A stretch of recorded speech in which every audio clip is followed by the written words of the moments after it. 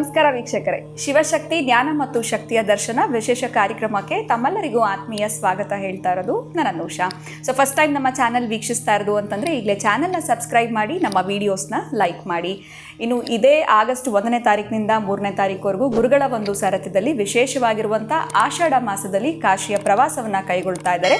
ಇದರಲ್ಲಿ ನೀವು ಕೂಡ ಪಾಲ್ಗೊಳ್ಳೋದಕ್ಕೆ ಅವಕಾಶ ಇದೆ. ಇದ್ರ ಬಗ್ಗೆ ಹೆಚ್ಚಿನ ಮಾಹಿತಿ ಬೇಕು ಅಂತಂದರೆ ಸ್ಕ್ರೀನ್ ಮೇಲೆ ಸಂಖ್ಯೆಗಳು ಬರ್ತಾ ಇದೆ, ಈಗಲೇ ಕಾಲ್ ಮಾಡಿ ಆದಷ್ಟು ಬೇಗ ಅಂದರೆ ಜುಲೈ 20ನೇ ತಾರೀಕು ಒಳಗಡೆ ತಮ್ಮ ಹೆಸರನ್ನು ರಿಜಿಸ್ಟರ್ ಮಾಡ್ಕೊಳ್ಬೋದು, ಹೆಚ್ಚಿನ ಮಾಹಿತಿಯನ್ನು ಪಡೆದುಕೊಳ್ಬೋದು. ಇನ್ನು ಕಾರ್ಯಕ್ರಮದಲ್ಲಿ ನಮ್ಮ ಜೊತೆಲಿದ್ದಾರೆ ಈಶಾನ್ಯ ಕಾಳಿ ಉಪಾಸಕರಾಗಿರುವಂಥ ಶ್ರೀಯುತ ಪ್ರವೀಣ್ ದೀಕ್ಷಿತ್ ಗುರೂಜಿಯವರು. ಗುರುಗಳನ್ನ ಕಾರ್ಯಕ್ರಮಕ್ಕೆ ಸ್ವಾಗತಿಸೋಣ. ನಮಸ್ತೆ ಗುರುಗಳೇ, ಕಾರ್ಯಕ್ರಮಕ್ಕೆ ಆತ್ಮೀಯ ಸ್ವಾಗತ. ನಮಸ್ತೆ. ಯಾ ದೇವಿ ಸರ್ವಭೂತೇಷು ಶಿವಶಕ್ತಿ ರೂಪೇಣ ಸಂಸ್ಥಿತ, ನಮಸ್ತಸ್ಯೈ ನಮಸ್ತಸ್ಯೈ ನಮಸ್ತಸ್ಯೈ ನಮೋ ನಮಃ.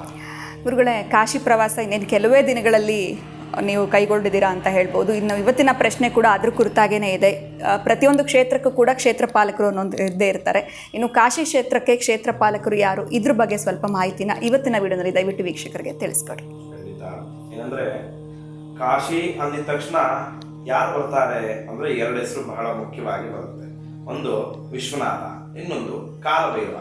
ನೀವು ಯಾರನ್ನೇ ಚಿಕ್ಕ ಮಕ್ಕಳನ್ನು ಕೇಳಿದ್ರು ಕೂಡ ಕಾಶಿ ಕ್ಷೇತ್ರಕ್ಕೆ ಕ್ಷೇತ್ರ ಪಾಲಕ ಯಾರಪ್ಪ ಅಂದ್ರೆ ಕಾಲಭೈರವನೇ ಅಂತ ಹೇಳ್ತಾರೆ.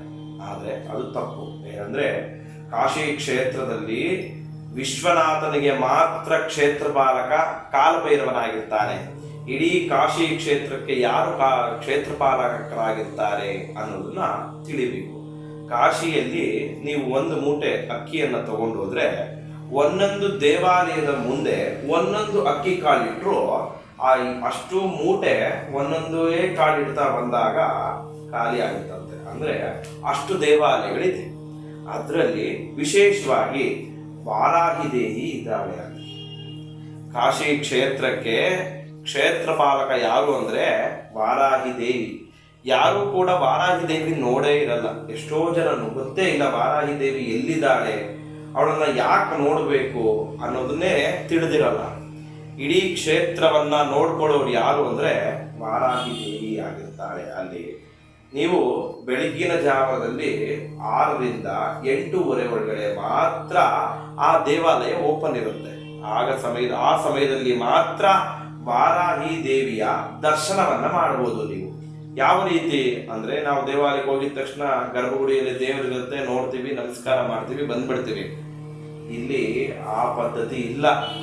ಕಾಶಿ ಕ್ಷೇತ್ರದಲ್ಲಿ ವಾರಾಹಿ ದರ್ಶನ ಮಾಡಬೇಕು ಅಂದ್ರೆ 2 ಕಿಂಡಿ ಇದೆ. ಆ 2 ಕಿಂಡಿಯಲ್ಲಿ ಒಂದು ಕಿಂಡಿಯಲ್ಲಿ ನೋಡಿದಾಗ ವಾರಾಹಿಯ ದೇಹ ಅಂದ್ರೆ ಮುಖ ಕಾಣುತ್ತೆ, ಇನ್ನೊಂದು ಕಿಂಡಿಯಲ್ಲಿ ವಾರಾಹಿ ದೇವಿಯ ಪಾದ ಕಾಣುತ್ತೆ. ಯಾಕಂದ್ರೆ ಅವಳು ಬಹಳ ಉಗ್ರ ರೂಪದಲ್ಲಿ ಇದ್ದಾಳೆ ವಾರಾಹಿ ದೇವಿ ಕಾಶಿ ಕ್ಷೇತ್ರದಲ್ಲಿ. ಅವಳ ಒಂದು ಶಕ್ತಿಯನ್ನ, ಅವಳ ಒಂದು ನೋಟವನ್ನ ಯಾರೂ ಕೂಡ ಸಹಿಸಕ್ಕೆ ಸಾಧ್ಯವಿಲ್ಲ, ನಾವು ಮಾನವರು. ಅದಕ್ಕೋಸ್ಕರವಾಗಿ ಪುರೋಹಿತರು ಕೂಡ ಯಾವಾಗ ಬೆಳಗ್ಗಿನ ಜಾವದಲ್ಲಿ ಹೋಗಿ ಆ ತಾಯಿಗೆ ಷೋಡಶೋಪಚಾರ ಪೂಜೆಯನ್ನು ಮಾಡಿ ಬಾಗಿಲು ಹಾಕೊಂಡು ಆಚೆ ಬಂದ್ಬಿಡ್ತಾರೆ. ಬಂದಾದ್ಮೇಲೆ ಇನ್ನೇನಕ್ಕೆ 8:30 ಮೇಲೆ ಇಲ್ಲ ದರ್ಶನ ಭಾಗ್ಯ ಇಲ್ಲ ಅಂದಾಗ 8:30 ಮೇಲೆ ಕ್ಷೇತ್ರ ಪರಿಘಟನೆಗೆ ಹೋಗ್ತಾಳೆ ತಾಯಿ. ಆ ಕ್ಷೇತ್ರವನ್ನ ನೋಡ್ಕೊಳ್ಳೋಕೆ ಅಂತಾನೆ ಓಡಾಡ್ತಿರ್ತಾಳೆ. ಕಾಶಿ ಕ್ಷೇತ್ರವನ್ನ ಯಾರ ಒಂದು ಸುಪದ್ದಿಯಲ್ಲಿರುತ್ತೆ ಅಂದ್ರೆ ವಾರಾಹಿಯ ಸುಪದ್ದಿಯಲ್ಲಿ ಇರುತ್ತೆ. ಅದಕ್ಕೆ ಕಾಶಿ ಕ್ಷೇತ್ರ ಅಷ್ಟು ಪುಣ್ಯಕರವಾದ ಕ್ಷೇತ್ರ ಅಂತ ಹೇಳ್ತೀವಿ. ಮತ್ತೆ ನೀವು ಹಿಂದಿನ ಕಾಲದಲ್ಲಿ ನೋಡಿರ್ಬೋದು, ರೈತರಿಗೆ ಮುಖ್ಯವಾದ ಆಯುಧ ಯಾರು ಹೇಳಿ? ನೇಗಿಲು ಅಲ್ವಾ? ನೇಗಿಲಿಲ್ಲ ಅಂದ್ರೆ ಅವರು ಕಾಯಕವೇ ಇಲ್ಲ. ಒಬ್ಬ ಬ್ರಾಹ್ಮಣನಿಗೆ ಕಾಯಕ ಏನು ಗೊತ್ತಾ? ಪ್ರಾತಃ ಕಾಲದ ಕಾಯಕ, ಮಾಧ್ಯಾಹ್ನಿಕ ಕಾಯಕ, ಸಾಯಂಕಾಲದ ಕಾಯಕ ಏನಿರುತ್ತೆ ಅಂದ್ರೆ, ಒಬ್ಬ ಬ್ರಾಹ್ಮಣ ಹುಟ್ಟಿದ ಮೇಲೆ ನೀನು ಸಂಧ್ಯಾ ವಂದನೆ ಮಾಡಲೇಬೇಕಂತ. ಅದು ಬ್ರಾಹ್ಮಣನ ವ್ಯವಸಾಯ ಅಂತ ಹೇಳ್ತೀವಿ. ಒಬ್ಬ ರೈತ ಅವನ ವ್ಯವಸಾಯವನ್ನು ಮರೆಯೋಕೆ ಸಾಧ್ಯವೇ? ಅದೇ ರೀತಿ ಒಬ್ಬ ಬ್ರಾಹ್ಮಣನೂ ಕೂಡ ಅವನ ವ್ಯವಸಾಯವನ್ನು ಮರಿಬಾರ್ದು, ಅಂದ್ರೆ ಸಂಧ್ಯಾ ವಂದನೆಯನ್ನ ಮರಿಬಾರ್ದು. ಅದೇ ರೀತಿ ನಾವು ರೈತರಿಗೆ ನೇಗಿಲವನ್ನ ಕೊಡ್ತೀವಿ. ನೇಗಿಲು ಏನ್ ಮಾಡುತ್ತೆ ಅಂದಾಗ ಭೂಮಿಯನ್ನ ಅಗಿತಾ ಬರುತ್ತೆ ಅಲ್ವಾ? ವಾರಾಹಿ ದೇವಿಯ ಆಯುಧ ನೇಗಿಲಾಗಿರುತ್ತೆ. ಇಡೀ ಭೂಮಂಡಲಕ್ಕೆ ದೇವತೆ ಯಾರು ಅಂದ್ರೆ ವಾರಾಹಿ ದೇವಿ. ಅದಕ್ಕೋಸ್ಕರವಾಗಿ ನಾವು ವಾರಾಯಿಗೆ ವಿಶೇಷವಾದ ಸ್ಥಾನ, ಪೂಜೆ ಪುನಸ್ಕಾರದ ಒಂದು ಮಾಸವೇ ಇದೆ. ಅದು ಯಾವ ಮಾಸ? ಆಷಾಢ ಮಾಸ. ಆಷಾಢದ ನವರಾತ್ರಿ ಅಂತಲೇ ನಾವು ಕರಿತೀವಿ ವಾರಾಹಿ ದೇವಿಗೆ. ಈ ತಿಂಗಳಲ್ಲಿ ಆಷಾಢ ಮಾಸದಲ್ಲಿ 11 ದಿನಗಳ ಕಾಲ ವ್ರತವನ್ನ ಆಚರಿಸ್ತಾರೆ ಎಲ್ಲರೂ ಕೂಡ. ಅದರಲ್ಲೂ ಆಂಧ್ರದಲ್ಲಿ ಬಹಳ ವಿಶೇಷವಾದ ಪೂಜೆ ಪುನಸ್ಕಾರವನ್ನ ಮಾಡ್ತಾರೆ ವಾರಾಹಿ ದೇವಿಗೆ. ವಾರಾಹಿ ದೇವಿಗೆ ಪಂಚಫಲವನ್ನ ಇಟ್ಟು ನೈವೇದ್ಯವನ್ನ ಮಾಡ್ತಾರೆ ಪ್ರತಿದಿನವೂ. ಅದರಲ್ಲಿ ಆ ಪಂಚಫಲದಲ್ಲಿ ವಿಶೇಷವಾದ ಹಣ್ಣು ಯಾವುದು ಅಂದ್ರೆ ದಾಳಂಬರಿ ಹಣ್ಣು.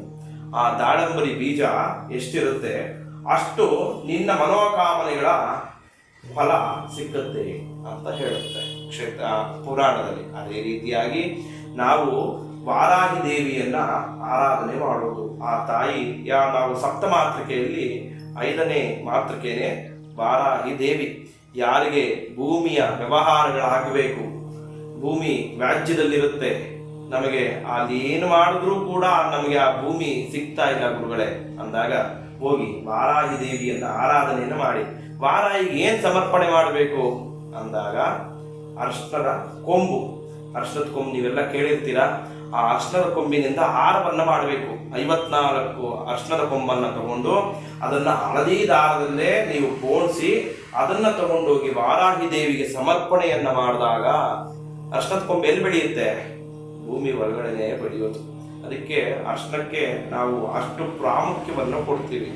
ಆ ಅರ್ಶನದ ಕೊಂಬಿನಿಂದ ಆ ದೇವಿಗೆ ಸಮರ್ಪಣೆಯನ್ನ ಮಾಡಿದಾಗ ಆ ಭೂತಾಯಿಯ ಪೂರ್ಣವಾದ ಅನುಗ್ರಹ ನಿಮಗೆ ಸಿಕ್ಕುತ್ತೆ. ನಿಮಗೆ ಸಿಕ್ಕಿ ನಿಮ್ಮ ಭೂಮಿ ನಿಮ್ಮ ಕೈ ವಶವಾಗುತ್ತೆ. ಇಡೀ ಭೂಮಂಡಲವೇ ಸ್ಮಶಾನ ಅಂತ ಹೇಳ್ತೀವಿ ನಾವು. ಯಾವ ಜಾಗದಲ್ಲಿ ಈ ಭೂಮಿಯಲ್ಲಿ ದೋಷವಿದೆ, ಹೌದಾ, ವಾರಾಹಿ ದೇವಿನ ಪ್ರಾರ್ಥನೆಯನ್ನ ಮಾಡಿ ಆ ಜಾಗದಲ್ಲಿ ಕೆಲಸ ಶುರು ಮಾಡಿ. ಯಾಕೆ ನಿಮಗೆ ಆ ಕೆಲಸ ಆಗಲ್ಲ? ಖಂಡಿತವಾಗಿ ಏನೇ ದೋಷವಿದ್ರೂ ಆ ದೋಷ ನಿವಾರಣೆ ನನ್ನ ತಾಯಿ ವಾರಾಹಿ ದೇವಿ ಮಾಡಿಕೊಡ್ತಾಳೆ. ಅದಕ್ಕೋಸ್ಕರವಾಗಿ ಆಷಾಢದಲ್ಲಿ ವಾರಾಹಿ ದೇವಿಯ ಪೂರ್ಣವಾದ ಅನುಗ್ರಹ ಸಿಕ್ಕತ್ತೆ ಪ್ರತಿಯೊಬ್ಬರಿಗೂ. ಈ ಆಷಾಢ ಮಾಸದಲ್ಲಿ 11 ದಿನ ಆ ತಾಯಿಯನ್ನ ಆರಾಧನೆಯನ್ನ ಮಾಡಿದಾಗ ನಿಮ್ಮ ಮನೋಕಾಮನೆಗಳು ಪೂರ್ಣವಾಗಿ ನೆರವೇರುತ್ತೆ. ಖಂಡಿತ ಗುರುಗಳೇ, ವಾರಾಹಿ ದೇವಿಯ ಒಂದು ವಿಶೇಷತೆ ಏನು, ಇನ್ನು ಭೂಮಿಯಿಂದ ಆಗ್ತಾ ಇರುವಂಥ ಸಮಸ್ಯೆಗಳಿಗೆ ಪರಿಹಾರ ಸಿಗಬೇಕು ಅಂತಂದರೆ ವಾರಾಹಿ ದೇವಿಯ ಆರಾಧನೆಯನ್ನು ನಾವು ಯಾವ ರೀತಿ ಮಾಡಬೇಕು ಅಂತ ಇವತ್ತಿನ ವಿಡಿಯೋನಲ್ಲಿ ವೀಕ್ಷಕರಿಗೆ ತಿಳಿಸ್ಕೊಟ್ಟಿದ್ದೀರಾ. ಧನ್ಯವಾದಗಳು ತಮಗೆ. ನಮಸ್ಕಾರ. ಜಯ ಶ್ರೀ ಕೃಷ್ಣ. ಇನ್ನು ನಿಮಗೂ ಕೂಡ ಭೂಮಿಯಿಂದ ಸಮಸ್ಯೆ ಆಗ್ತಾ ಇದೆ ಅಂತಂದರೆ ಖಂಡಿತವಾಗ್ಲೂ ಚಿಂತೆ ಮಾಡಬೇಡಿ. ವಿಶೇಷವಾಗಿ ಆಷಾಢ ಮಾಸದಲ್ಲಿ ವಾರಾಹಿ ದೇವಿಯ ಆರಾಧನೆಯನ್ನು ಯಾವ ರೀತಿ ಮಾಡಬೇಕು ಅಂತ ಗುರುಗಳು ತಿಳಿಸ್ಕೊಟ್ಟಿದ್ದಾರೆ. ಇವತ್ತಿನ ವಿಡಿಯೋನ ಮುಗಿಸುವಂಥ ಸಮಯ ಆಗಿದೆ. ನಮಸ್ಕಾರ.